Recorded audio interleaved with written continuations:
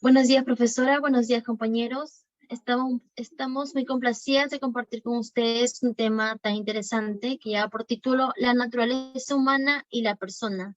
La- ¿En qué consiste la naturaleza humana? Cuando decimos naturaleza es algo propio del ser, algo substancial del ser.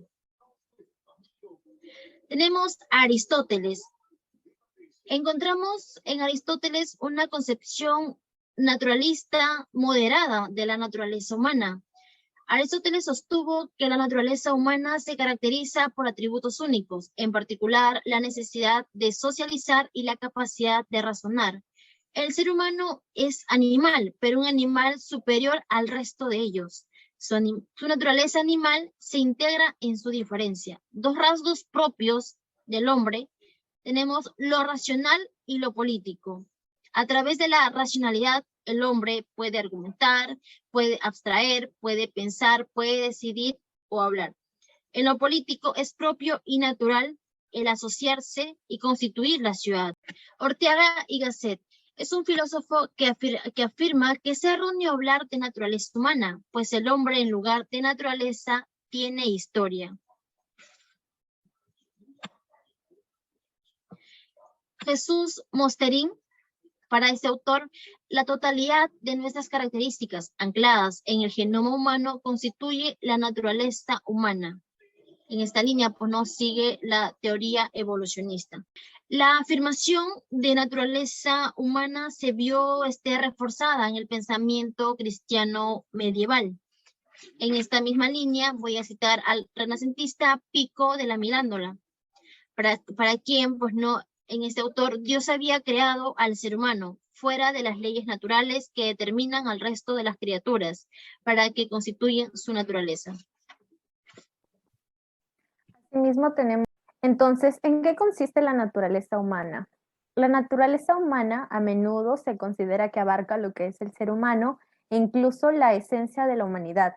Sin embargo, tal como se menciona en la lectura, el término y el concepto de naturaleza humana sigue siendo controversial, pues por un lado tenemos un intento de disolución completa de lo humano en lo animal, y por otro, también nos topamos con una huida del concepto de naturaleza y una propuesta de plena tecnificación del ser humano, de conversión del mismo en puro artefacto.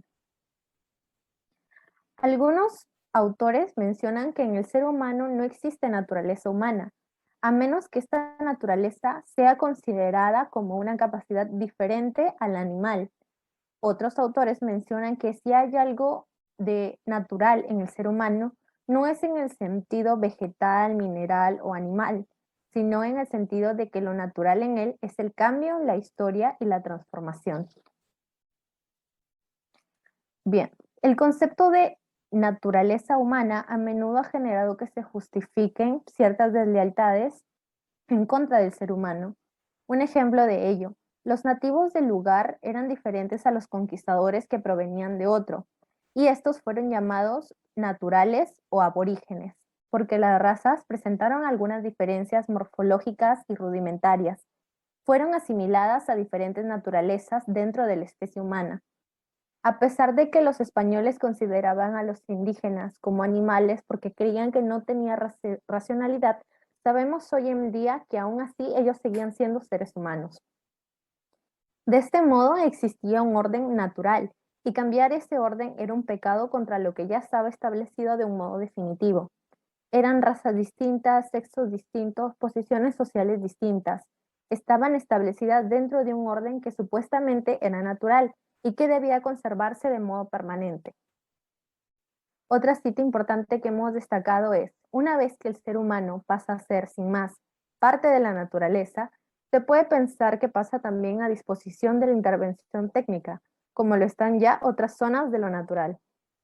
Creemos que el término de naturaleza humana consiste en referirse a lo que es el ser humano, y creemos que para entender bien este concepto hay que tener en cuenta que no somos netamente naturaleza humana, pero que tampoco estamos alejada de esta.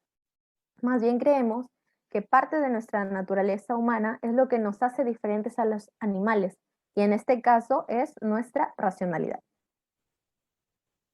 ¿Es posible dar una definición de persona o debemos contentarnos con la enumeración de cualidades? Al considerar el concepto de persona, se entiende que incluimos a un individuo en una clase, siendo los hombres el único elemento, pero no es adecuado hablar de la clase de las personas, pues los individuos no pueden ser designados bajo un concepto general, pues los hombres se conocen respecto de lo que son de manera distinta a como se conocen normalmente los individuos de una clase. Además, es ontológicamente adecuado, pues la aplicación del concepto a unos cuantos individuos les concede un estatus determinado, la inviolabilidad. Así, bajo ciertas características, sería designado este concepto, eligiendo quiénes pueden utilizarlo y quiénes no. Pero persona no es un concepto descriptivo. No se puede definir ni ostensivamente mediante la indicación de una cualidad simple, ni narrativamente mediante la narración de una historia que se designa con una expresión.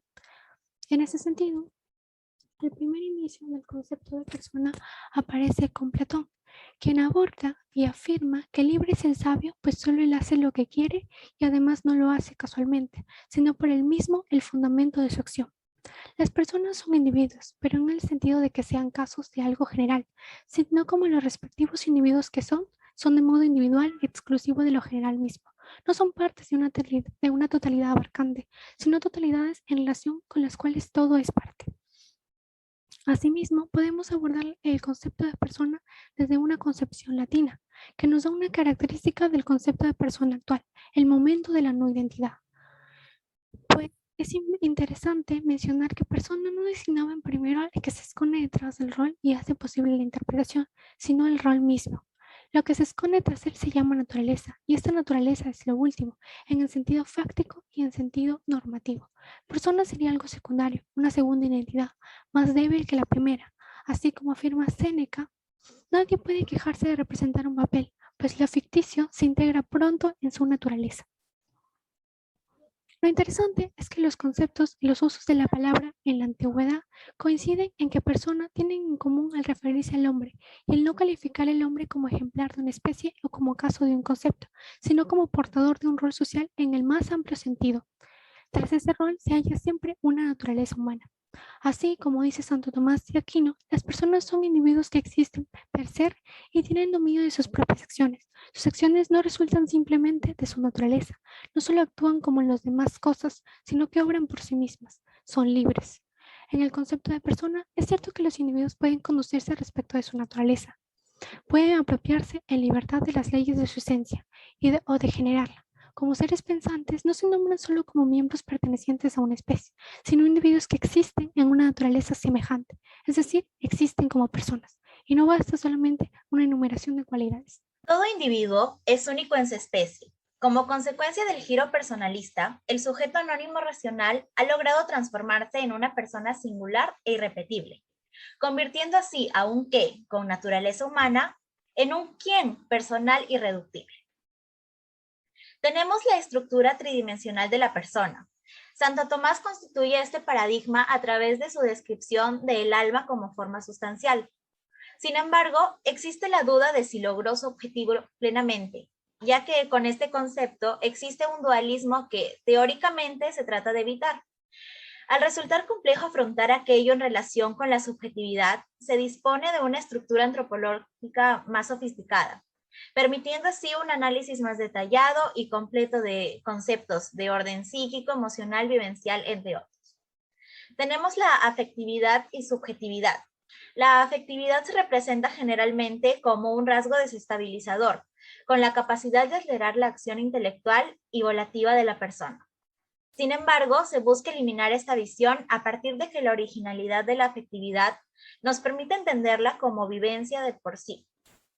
Por otro lado, debemos situar la afectividad en el contexto de subjetividad.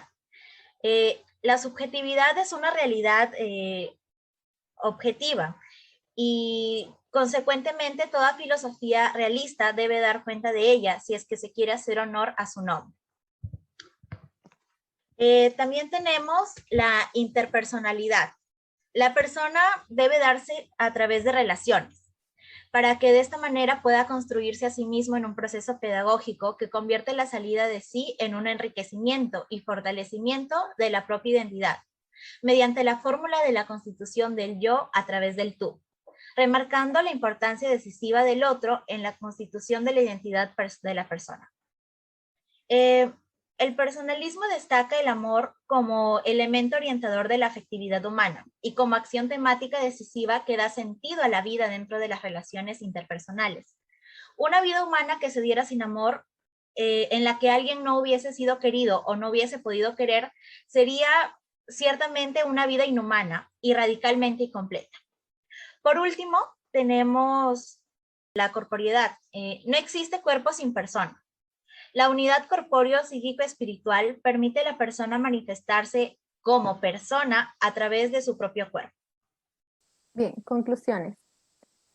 Para comprender a la naturaleza humana debemos ubicarnos en un espacio medio, es decir, no tenemos que caer en la completa naturalización de la naturaleza humana, ni tampoco caer en la postura de pensar que no tenemos algo de naturaleza en nosotros. El hombre es por naturaleza un ser social, como nos muestra su lenguaje y su capacidad de razonar, dos características que no la acercan ni a la completa naturalización de su naturaleza, ni a la negación de que ésta exista. Por último, podemos decir que somos personas porque en nosotros mismos hay un valor. Cada uno de nosotros como personas constituye su ser dependiendo de las decisiones que se toman. La persona es irrepetible y no se puede reducir a nada. Muchas gracias.